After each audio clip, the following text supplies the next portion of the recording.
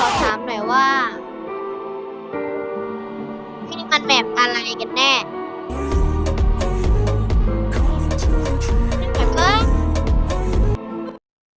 เดี๋ยวเก็บแล้วเก็บโดนลิขสิทธิ์ไปแล้วรอบนี้คือแล้วก็รอบนี้คืออะไรรอบนี้เจอ The Sword Master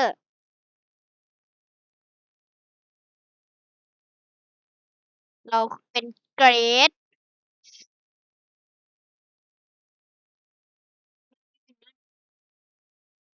ไม่ใช่สิอันนั้นมันเป็นรูปมือเรา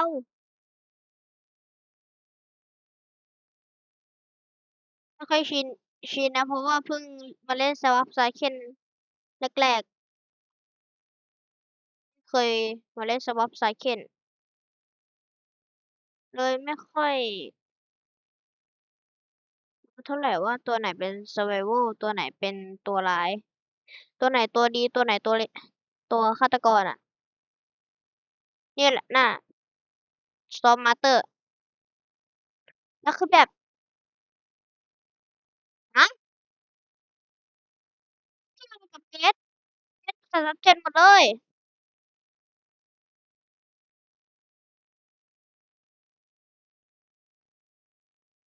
เอฟเฟกต์เหมือนเขาจะไม่ได้ทำมานะเกมนี้น่าเพิ่งปล่อยไม่กี่วันนี้เองมั้งเค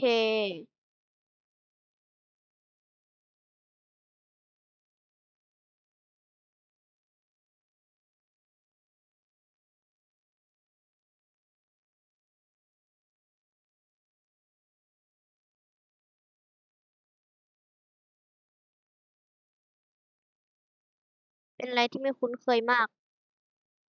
เพราะปกติเหมือนตอนนี้มีแต่ฆาตกรซึ่งแล้วก็เป็นฆาตกรเหมือนกันดูดิแค่กลายเป็น survival แล้วก็ไอ้นี่ก็เหมือนกับเกสใน337ทุกอย่างแต่ตรงแขนนี่ไม่มีเหมือน Forsaken นะเราโดนปล่อยน้ำได้ไกลขนาดนั้นเลยเหรอโอ้โหเว้ยบ้ามาก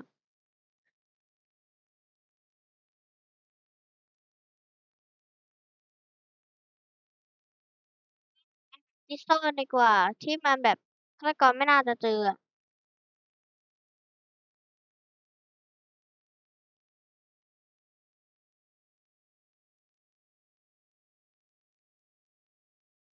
ตายแล้ว2 คนเฮ้ยซอมมาเตอร์มันอยู่เนี่ยไอ้ซอมมาเตอร์เกือบตกโลกแล้วไงโลดิโกดิโลดิปิงว้าวโอ้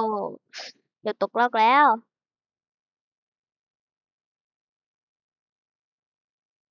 แผ่นไฟอีกอันอยู่ไหนเนี่ยทุกคนอาจจะไม่ชินนะที่ทำไมเสียงพี่ชัดทำไมเสียงผมถึงชัดจังเหมือนกันเพราะว่าผมใช้หูฟังของตัวที่เขาแถมมาแล้วเมื่อไหร่เราจะหมด9 18 17 16 15 14 13 12 11 10 9 8 7 6 4 3 2 1 0เยี่ยมอันนี้นั่นเราเหรอนี่คือแบบตัวล่องหนเลย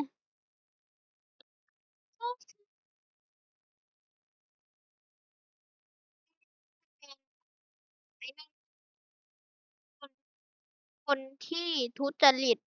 ผู้กระหายเลือดเดอะโนวาอีโมดแล้วอีโมดมันมีแค่นี้เองเหรอเชี่ย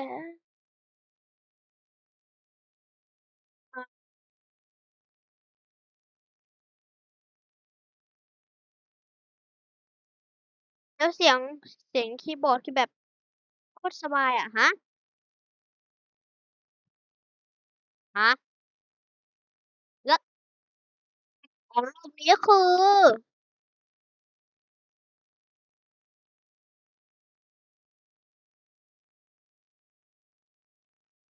ฆาตกรรอบนี้อะเจอนูบอันนั้นเหรอ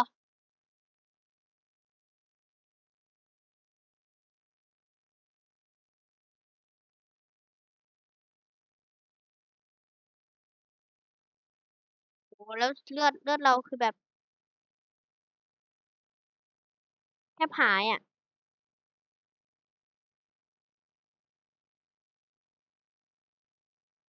จาก115เหลือ90เจ้า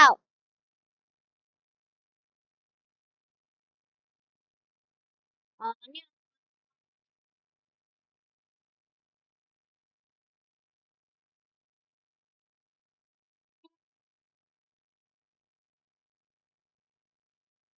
จอห์นโดเพราะว่าเราน่าจะเล่นเป็นจอห์นโดมากกว่านะ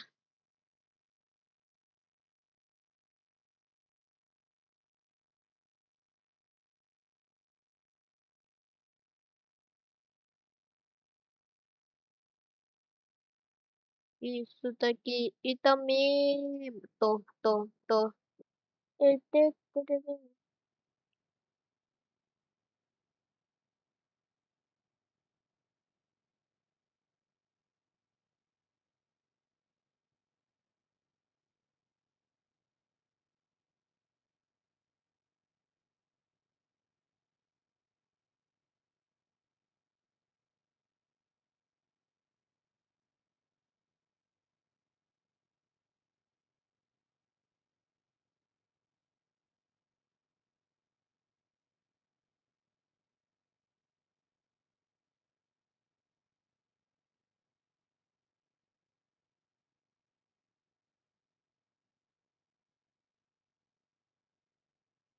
เสียงกรีดร้องที่น่ากลัวฮะวิ่ง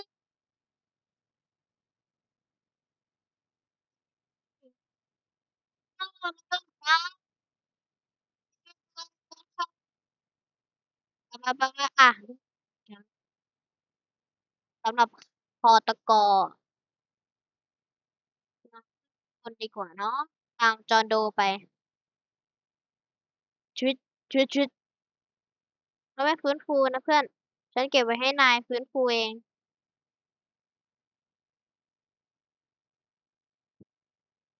ไม่อยากให้นายตายกูคิดเยี่ยม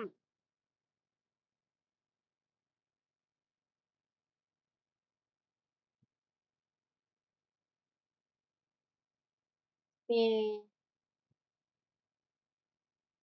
เราต้องเงียบนะช่วงนี้ผมจะเงียบหน่อยเพราะว่าเดี๋ยวฆาตกรได้ยิน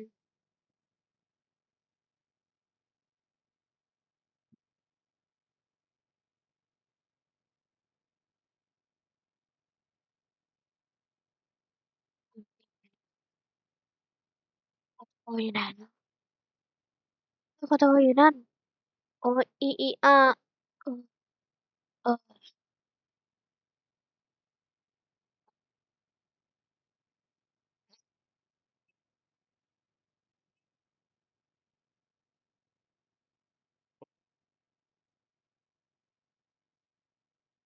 เป็นไงนะ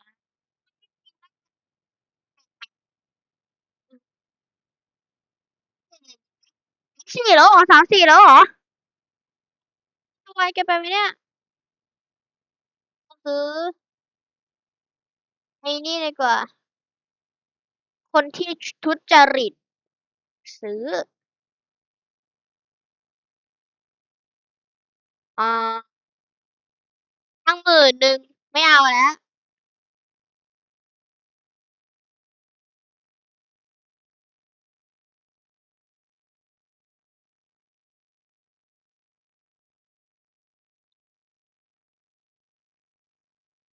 เคตอนนี้เราสวมใส่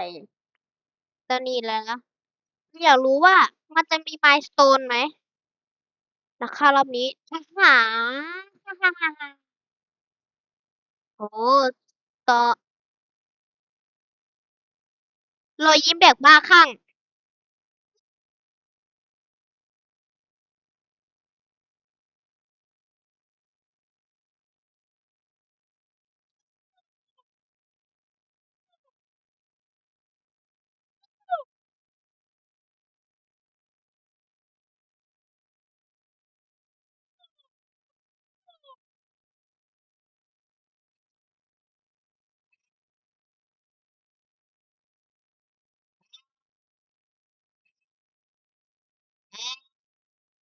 อ่า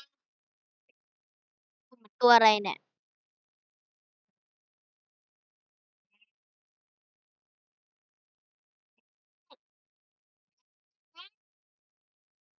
คนโดนซะด้วยยะ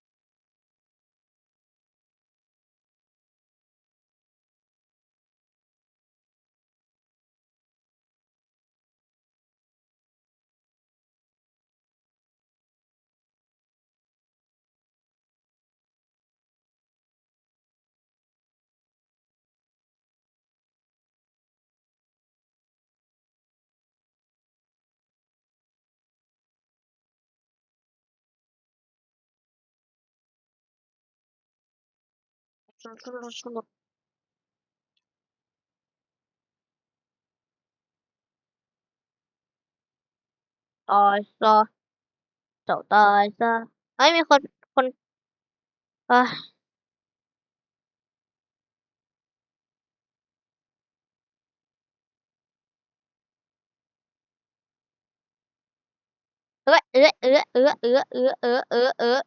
เอา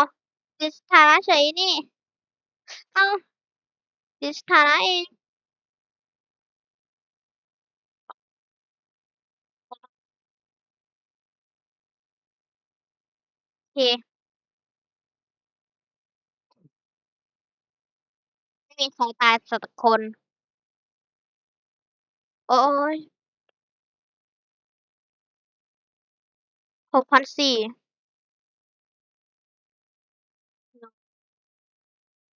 ตัวไหนดี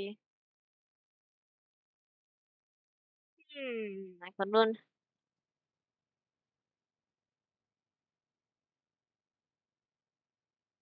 ดาเมจ20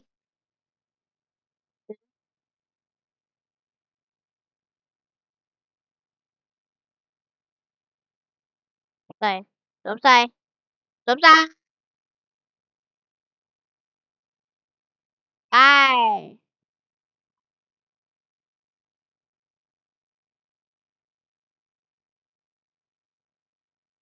อ่า The Sauce Master โอเคตอนนี้เราได้เป็นพี่จอห์นโดแล้วนะโอ้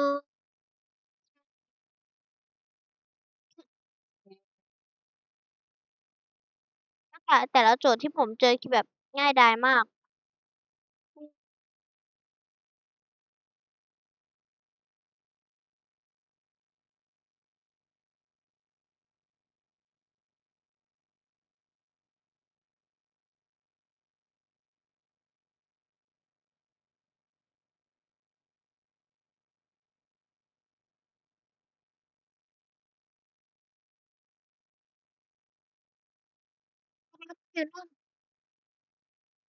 รอยเท้าดิจิตอล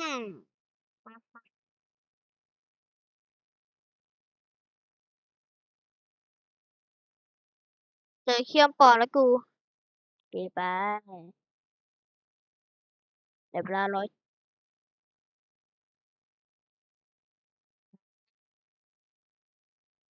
แล้วเตอเตอเตอเตอเตอเตอเตอเตอเตอเตอ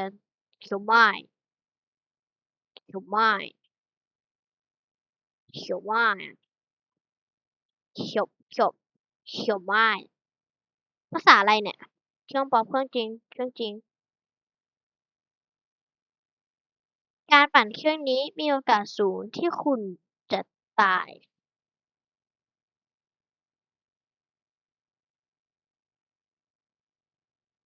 ปั่นไวมาก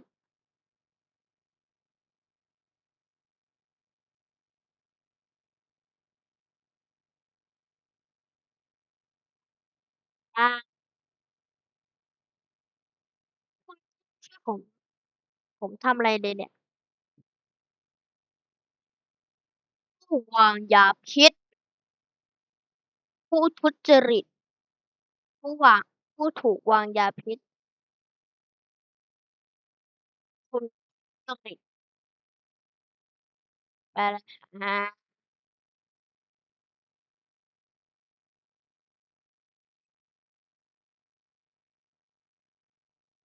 เฮ้ยผมเนี่ยเฉยนี่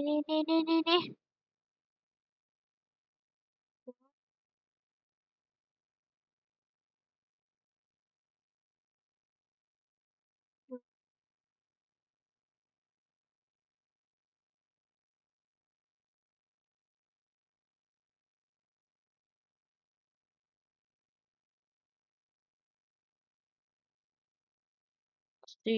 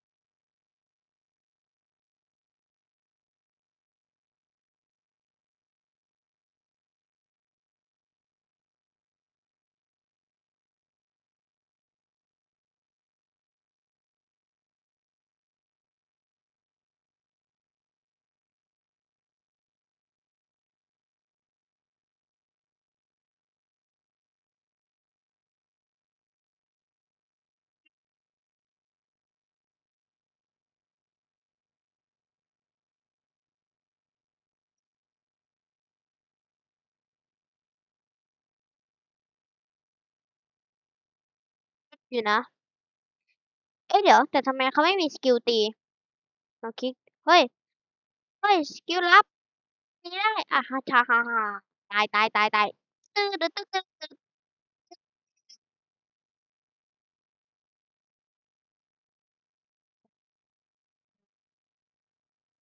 4 3 2 1ก็โอเคสำหรับคลิปนี้ขอไว้เพียงเท่านี้ก่อนไว้เจอกันคลิปหน้าบ๊ายบาย